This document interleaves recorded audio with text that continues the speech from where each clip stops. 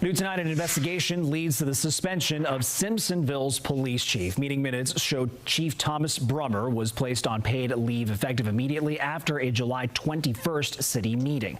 The minutes reveal it was because of violations of city's personnel policy. Brummer will be on leave with pay 30 days or more. Sergeant David Akins is serving as acting chief during his suspension.